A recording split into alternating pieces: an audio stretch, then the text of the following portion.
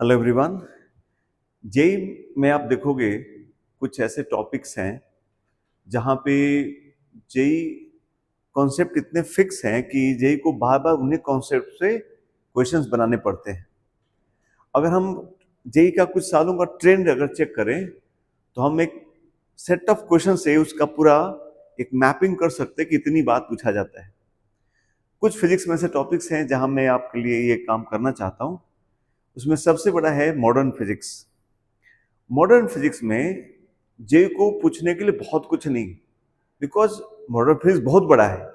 आज का समय में उसका इतना विस्तार है कि हर बात नहीं पूछा जा सकता।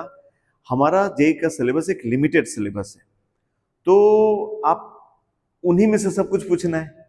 As a teacher, as a physics teacher, अगर हमसे आप कोई कहे कि भाई मॉडर्न फिजिक्स पे क्वेश्चन फ्रेम करो या मैकेनिक्स से फ्रेम करो, तो मेरे लिए मॉडर्न फिजिक्स में क्वेश्चन फ्रेम करना मुश्किल काम है, बिकॉज ऑलरेडी डिफाइंड फॉर्मूले हैं और छोटा सा सिलेबस है, बट पूरी यूनिट है। कभी भी जेई ऐसा नहीं कर सकता कि मॉडर्न फिजिक्स से क्वेश्चन ना पूछे और उन्हीं उन्हीं सेट ऑफ कॉन्सेप्ट से पूछना है। तो अगर हम प्रिपेयर कर लें सारे कॉन्सेप्ट्स, तो देखेंगे आपकी बहुत मुश्किल से मुश्किल क्वेश्चन भी उसी पैटर्न को रिपीट करके आ रहे हैं। तो हम एक एफर्ट लगा रहे कि questions on similar concept QSC, हम कुछ एक ऐसा एक सेट ऑफ क्वेश्चन आपको बना के देते हैं जहां आप देखिएगा कि सेम कॉन्सेप्ट कितनी बार वो रिपीट करते हैं और रिसेंट ईयर क्वेश्चंस हैं। तो वो सीरीज से आपको एक आइडिया मिल जाएगा कि हाँ हाँ इन चीजों पे काम किया सकता है, वो चीजें रिपीट होकर आ रही हैं, तो आपके पास एक पहले से अवेयरनेस रहेगा, तो आपको क्वेश्चन सॉल्व करना आसान हो जाएगा आपके लिए। Okay, so let us start with the first part of this question.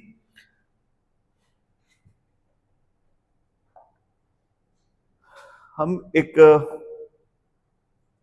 ये एक क्वेश्चन लेते हैं हम लोग, मॉडर्न फिजिक्स से आया हुआ है,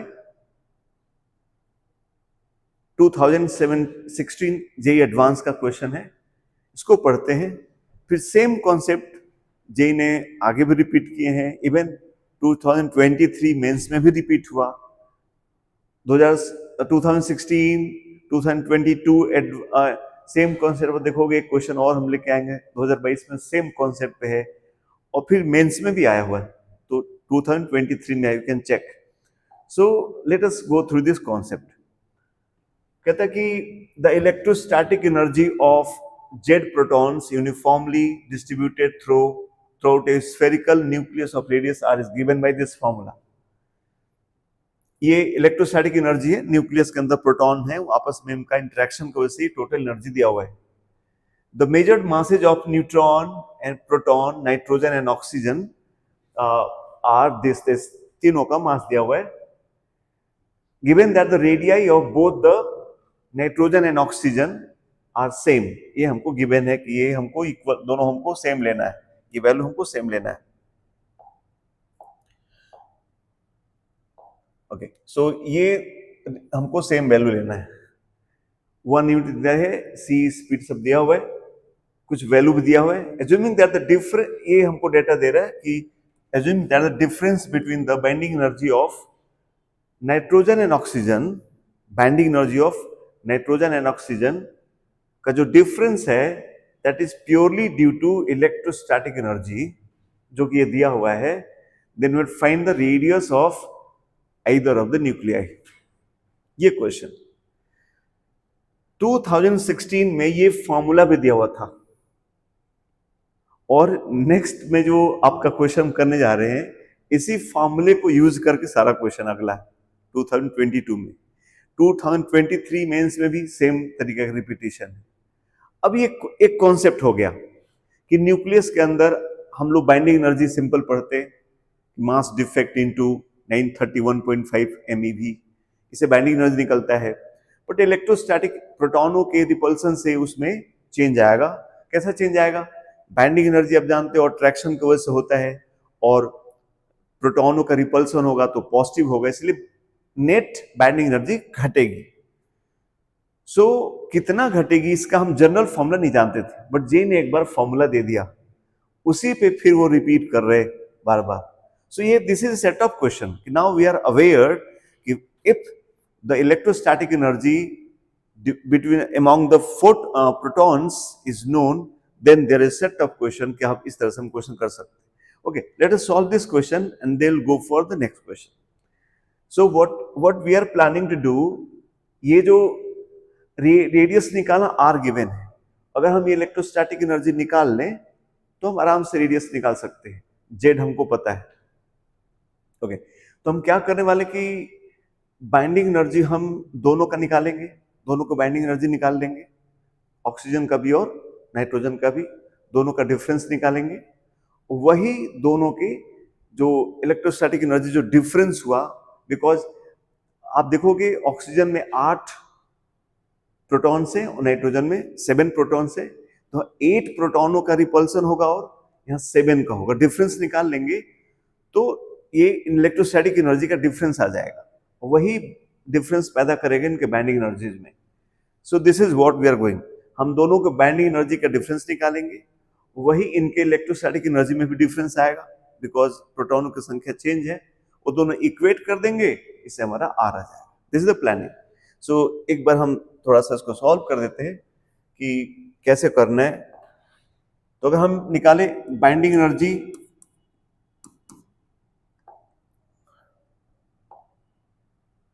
बाइंडिंग एनर्जी ऑफ, अगर हम ऑक्सीजन निकालते हैं तो हमको क्या करना पड़ेगा.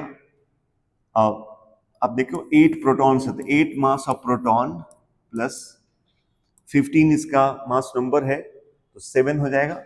7 mass of neutron minus mass of oxygen into 931.5. ये MeV बाइंडिंग एनर्जी आ जाएगी किसका, ऑक्सीजन का. Similarly binding energy of nitrogen अगर निकालना हुआ तो उसमें 7 प्रोटॉन दिया हुआ है, तो 7 into mass of proton plus 8 neutrons होंगे, बिकॉज आप देख सकते हैं वहां पर मास नंबर सेम दिया है. यू कैन सी हियर कि mass number of both is same, so this is the difference. Okay, so this minus mass of nitrogen into 931.5 MeV, ये हो जाएगा. सो दोनों का जो बाइंडिंग एनर्जी का डिफरेंस हम निकाल सकते हैं, डिफरेंस इन बाइंडिंग एनर्जी, इसको सब्ट्रैक्ट कर सकते हैं हम लोग. तो यहीं से सब्ट्रैक्ट कर लेते. 8 प्रोटॉन माइनस 8, 7 प्रोटॉन, तो 1 मास ऑफ प्रोटॉन यहाँ जाएगा, माइनस 1 न्यूट्रॉन, यहाँ 7 घटाएंगे तो मास ऑफ न्यूट्रॉन आ जाएगा, एंड यहाँ से mass of oxygen plus mass of nitrogen आ जाएगा इंटू 931.5. इतना हमारा बाइंडिंग एनर्जी ऑक्सीजन और नाइट्रोजन के बाइंडिंग एनर्जी का डिफरेंस आ जाएगा. अब ऑक्सीजन और नाइट्रोजन के इलेक्ट्रोस्टैटिक एनर्जी का डिफरेंस निकाल लेते हैं, वो दोनों इक्वल होना चाहिए. So will go for low energy निकालते हैं, electrostatic energy. So electrostatic energy of oxygen minus electrostatic energy of nitrogen अगर निकालेंगे तो जो ऊपर फॉर्मूला आप देखे हो, ये फॉर्मूला हम लगाने जा रहे हैं. 3/5 z minus 1 e square upon 4 pi epsilon 0 r. Or mind that this data is given here. This data is given here. So e square upon 4 pi epsilon 0 को हम अलग से वैल्यू नहीं पुट करने जा रहे हैं. Okay, so this data is in mega electron volt FM फेटोमीटर. उसका भी ध्यान रखना होगा डेटा का भी, बिकॉज लास्ट में फेटोमीटर में दिया हो डेटा. ओके, सो ये ऑक्सीजन के लिए जेड की वैल्यू हम लोग 8 लेंगे, 8 इंटू 7 होगा 56, और नाइट्रोजन में हम यहाँ 7 लेंगे, यहाँ 6 लेंगे तो 42 आ जाएगा. ओके, सो वो डिफरेंस हम यहाँ लिख लेते हैं हम लोग, तो हो जाएगा 3/5. ऑक्सीजन का लिख रहे हैं तो 8 इंटू 7 अपान जो आर है, और E अपन 4 पे एप्सिलॉन 0 था, दैट इज 1 अपन 1.44 MeV into femtometer, minus 3/5 into 7 into 6 by R दोनों का सेम दिया हुआ है, इंटू 1.44. ये हमारा आ गया वैल्यू एनर्जी की वैल्यू आ गई हमारे, ठीक है। तो अगर इसमें ध्यान दें एमईवी है यहाँ पर डेटा, एमईवी इंटू फेटोमीटर है, तो आर भी हमारा फेटोमीटर में ही आएगा बिकॉज ये भी एनर्जी फेटोमीटर है। तो बस अब आप ध्यान देंगे इसका इन चारों का मास दिया हुआ है ऊपर में, और इसमें से तो ये ऊपर वाली क्वांटिटी हमको नोन है और इसमें आप सिर्फ आर अननोन है, तो आप इन दोनों को इक्वेट कर दीजिए दोनों को, तो यहां से हम आर की वैल्यू निकाल सकते हैं। I am not going, of course calculations are very important, but आपका स्क्रीन टाइम हम कम करना चाहते हैं बिकॉज मैं कॉन्सेप्ट पर ध्यान देना चाहता हूं, इसलिए आप इसको अपने सॉल्व करके वैल्यूज आप निकाल सकते। डेटा आपका एफएम में आएगा, and for your information you'll solve, you'll get C as an answer. This will be your answer, you can solve. So this was the concept of introduction of electrostatic energy, contribution of electrostatic energy between protons in the binding energy of a nucleus. So this was first introduced by IIT-JEE in 2016. Now this is a zone of question. ये जान गए तो आपको इसका awareness होना चाहिए। आपको theory में कोई हम पढ़ाए ना पढ़ाए वो अलग बात है, बट आपको पीवाईक्यू करने का क्या एडवांटेज है ये हम आपको इस सीरीज के थ्रू समझाना चाहते हैं। आपका टीचर, आपका इंस्टीट्यूट क्या कर सकता है, एक सेट ऑफ थ्योरीज पढ़ा के हम आपको आगे बढ़ाते हैं जहां भी आप पढ़ते होंगे, but along with all those concepts and modules and everything, you need to solve PYQs. And here PYQ, क्यों PYQ जरूरी है ये आप समझोगे, because your teacher, your institution cannot teach you each and every topic because we don't know the paper. So we can teach the number of all the possibilities in theory, but along with the theory you need to solve PYQs ताकि span क्या है और नई क्या बात, कोई भी नया बात आता है यू नीड टू चेक कि हाँ दिस इज वन, एक नया हुआ और इस तरह से हम नए क्वेश्चन कर सकते हैं। Now let us go to the next question. See this was asked in 2022। After that अब आप देखो सेम क्वेश्चन है कि नहीं। Okay, binding energy of nucleons on a nucleus can be affected by the pairwise Coulomb repulsion. Assume that all nucleons are uniformly distributed inside the nucleus. Let the binding energy of a proton be this and binding energy of a neutron is this. एक proton या एक neutron की binding energy बात करोगे तो it is like binding energy पर nucleon, proton और neutron. तो जब भी आप लोग अगर ये टॉपिक पढ़े होंगे तो हम फैकल्टीज आपको पढ़ाते कि बाइंडिंग एनर्जी टोटल न्यूक्लियस का ले लिया, उसमें कैपिटल ए मतलब मास नंबर का डिवाइड कर दिया है, इससे आपको बाइंडिंग एनर्जी पर न्यूक्लियन आ जाता है। And we never say that proton क्या है न्यूट्रॉन का, it is same for proton as well as neutron, but when this repulsion comes then proton का बात बदलना चालू होगा। सो इसका इफेक्ट आएगा वहां पर। अब फिर देखो यहां से ये बाकी जो इसमें Z-1 दिखना चालू हो गया, रेडियस दिखना चालू हो गया। अभी हो सकता है कि आपको ये वो क्वेश्चन आप 2016 वाला क्वेश्चन ना किए हो, डायरेक्ट आ जाए तो एक बार से आप घबरा जाओ कि रिपल्सन कैसे होगा, क्या होगा। तो here comes the role of 2016 question. जिन्होंने 2016 में जेई दिया होगा उनके लिए वो एक सीधा सा मुश्किल क्वेश्चन कहलाएगा, बट जो पोस्ट 2016 पेपर दे रहे हैं और फिर भी उसको नहीं जाके कर रहे हैं तो फिर तो आप गड़बड़ कर रहे हैं। Here comes the role of PYQs, करना बहुत जरूरी है। ओके, सो कैसे ये क्वेश्चन एक बार हम लोग बात कर लेते हैं कैसे करना होगा, फिर आगे बढ़ जाएंगे। तो देखो पहला बात समझना होगा कि ये पर न्यूक्लियन प्रोटॉन का हुआ है, पर न्यूक्लियन न्यूट्रॉन का हुआ। हम लोग पढ़ते कि अगर ये रिपल्सन ना होता तो न्यूट्रॉन का per nucleon energy binding energy या प्रोटॉन का this is similar for both, so ये वैल्यू 0 आ जाती।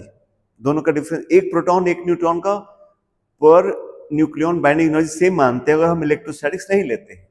तो अगर ये डिफरेंस आ गया तब तो सिर्फ जो अंतर होगा इलेक्ट्रोस्टैटिक्स का ही होगा। सो इलेक्ट्रोस्टैटिक्स वाला जो हमारा फॉर्मूला था वो काम आएगा।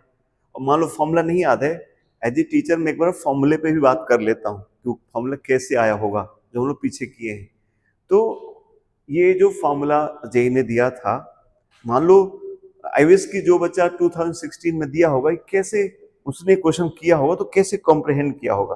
फॉर्मूला तो हमारे सिलेबस में था नहीं, but as a student we can check कि कैसे कर सकते, क्या सोच सकते थे ये कि दो प्रोटॉन उस किसी न्यूक्लियस के अंदर जेड प्रोटॉन्स हैं, तो total energy of Z protons कैसे निकालेंगे और यूनिफॉर्म डिस्ट्रीब्यूशन मानना है। तो आप जानते हो हम लोग ऐसा पढ़ते थे U इक्वल टू के Q1 Q2 by R, this R is the radius. दो चार्ज अगर R दूरी पे हैं तो अगर ये आप दो पॉइंट चार्ज का पढ़ते हो तो प्रोटॉन्स पॉइंट चार्ज मान सकते हैं हम लोग, और न्यूक्लियस के अंदर पूरा फैला होगा तो R तो दूरी नहीं होगा बट R/2 होगा, R/4 होगा, कुछ को R से कम कुछ भी वैल्यूज होंगी। सो अब जब ये पूरा किसी यूनिफॉर्म ऐसा डिस्ट्रीब्यूटेड है तो कैसे सोचना चाहिए था ये फॉर्मूला, भाई कैसे आया होगा फॉर्मूला। तो पहला बात तो कि ये क्लियर है कि जो भी फॉर्मूला आएगा वो चार्ज के प्रोडक्ट के बराबर आएगा। तो अगर हम जेड प्रोटॉन से तो किसी एक प्रोटॉन कर लेंगे अगर बाकी प्रोटॉन से, तो एक प्रोटॉन का Z-1 प्रोटॉन से लेना होगा, एक प्रोटॉन का चार्ज E लेंगे और Z-1 ही से लेना होगा। तो जो हमारा एनर्जी होगा that should proportional to E into Z-1E, Q1 Q2 E एक प्रोटॉन का होगा और सारे प्रोटॉन का लिखना है। कितने प्रोटॉन है Z, तो Z का और मल्टीप्लाई होगा यहाँ पर, एक ये फैक्टर आएगा। और डिस्टेंसेस कैसे लेंगे, R स्क्वायर नहीं ले सकते, R होगा R/2 होगा, किसी का R/4 होगा, किसी का R/5 होगा, तो कुछ कांस्टेंट टाइम्स R होगा। प्रोपोर्शनैलिटी लेंगे तो जरूर से R नीचे ही आएगा, क्योंकि उनको R तो नीचे ही आएगा, R का कितना है वो नहीं जानते, इसलिए प्रोपोर्शनैलिटी डालते हैं हम लोग। अब ये ने कहा कि बिकॉज इनको अगर न्यूमेरिकल पूछना था तो उनको फॉर्मूला देना पड़ा, बट इतना हम गेस कर सकते थे कि Z-1 होगा, E का स्क्वायर आएगा और नीचे में R आएगा। फॉर्मूला भी देख सकते हो वो इसी सिमिलर का है। अभी जो कांस्टेंट है वो K, वो कुछ 3/5 दिया हुआ है, वो हम लोग नहीं जान सकते, बट इतना जरूर हम जान सकते थे कि ये फॉर्मूला में Z-1 आएगा, E का स्क्वायर आएगा और नीचे में R आएगा। Okay, so this is how we can proceed.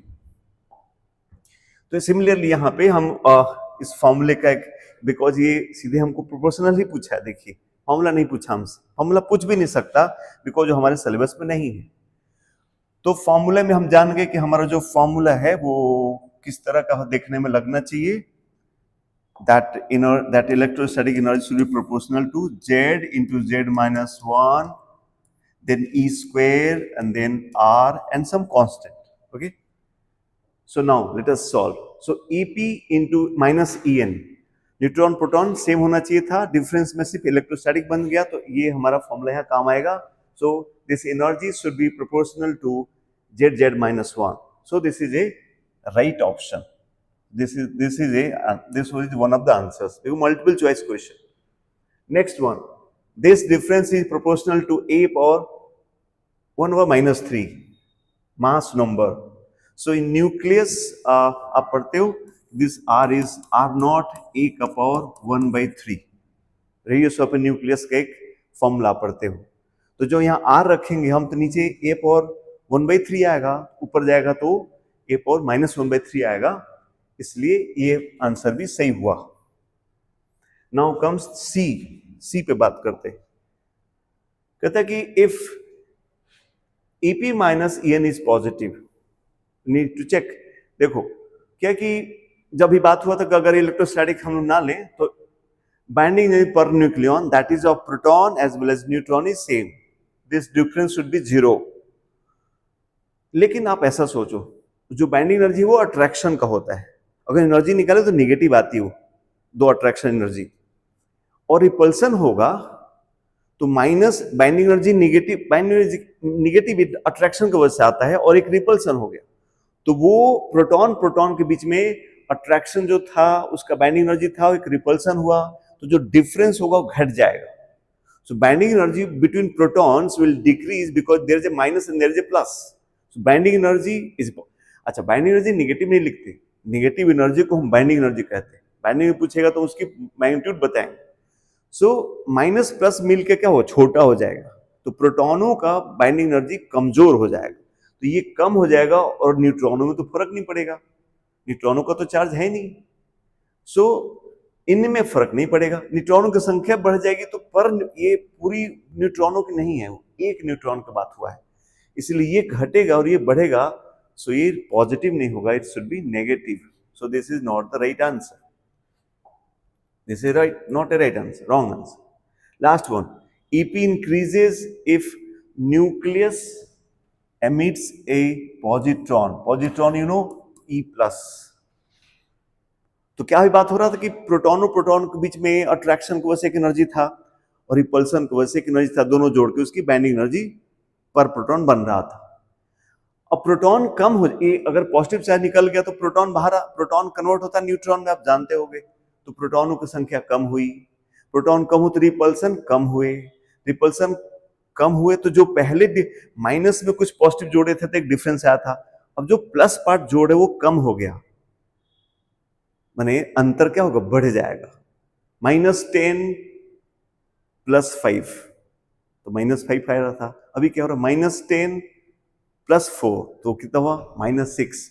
ध्यान रहे बाइंडिंग एनर्जी में से पॉजिटिव लिखना है, तो बढ़ा, बिकॉज रिपल्सन करने वाले लोग कम हो गए, तो जो अंतर था वो क्या होगा, बढ़ गया, बिकॉज वो घटा रहा था.